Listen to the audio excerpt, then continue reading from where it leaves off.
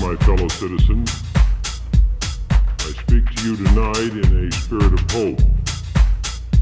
18 years ago, the event of nuclear weapons changed the course of the world, as well as the war.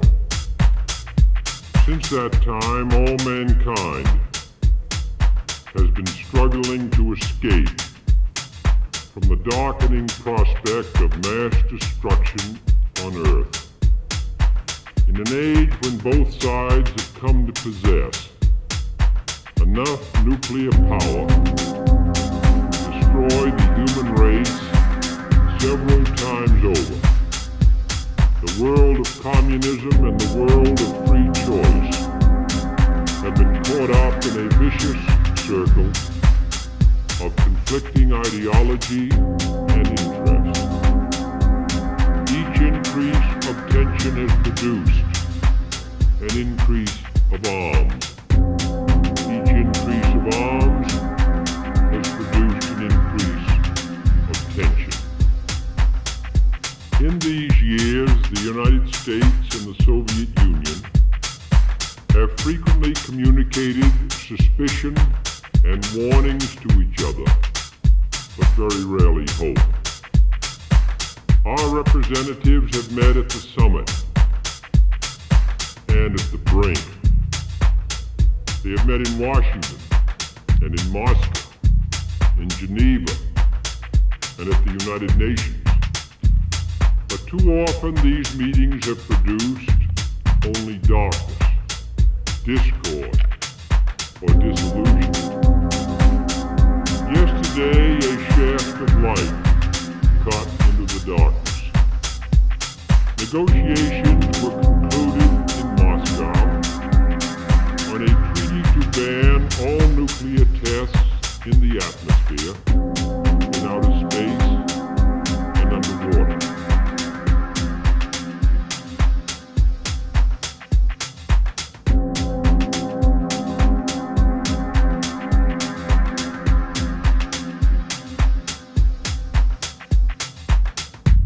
For the first time, an agreement has been reached on bringing the forces of nuclear destruction under international control. A goal first sought.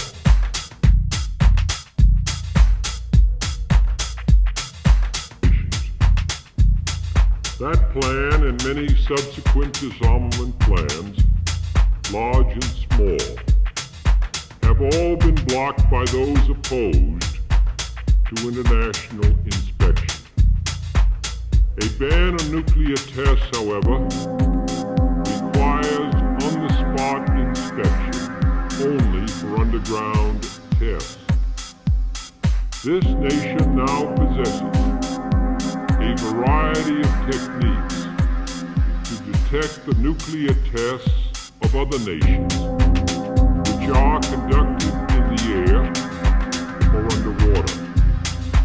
For such tests produce unmistakable signs, which our modern instruments can pick up. The treaty initialed yesterday, therefore, is a limited treaty which permits continued underground testing and prohibits only those tests that we ourselves can police. It requires no control posts, no on-site inspection, no international body. We should also understand that it has other limits as well. Any nation which signs the treaty will have an opportunity to withdraw if it finds that extraordinary events related to the subject matter of the treaty have jeopardized its supreme interest, and no nation's right of self-defense will in any way be impaired. Nor does this treaty mean an end to the threat of nuclear war. It will not reduce nuclear stockpiles. It will not halt the production of nuclear weapons. It will not restrict their use in time of war. Nevertheless, this limited treaty will radically reduce the nuclear testing which would otherwise be conducted on both sides. It will prohibit the United States, the United Kingdom, the Soviet Union, and all others who sign it from engaging in atmospheric tests which have so alarmed mankind, and it offers to all the world a welcome sign of hope. For this is not a unilateral moratorium, but a specific and solemn legal obligation. While it will not prevent this nation from testing underground or from being ready to conduct atmospheric tests if the acts of others so require, it gives us a concrete opportunity to extend its coverage to other nations and later to other forms of nuclear tests. This treaty is in part the product of Western patience and vigilance. We have made clear, most recently in Berlin and Cuba, our deep resolve to protect our security and our freedom against any form of aggression. We have also made clear our steadfast determination to limit the arms race.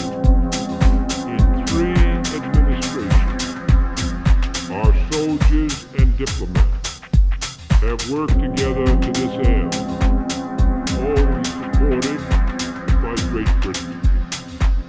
Prime Minister Macmillan joined with President Eisenhower in proposing a limited test ban in 1959, and again with me in 1961 and 1962. But the achievement of this goal is not a victory for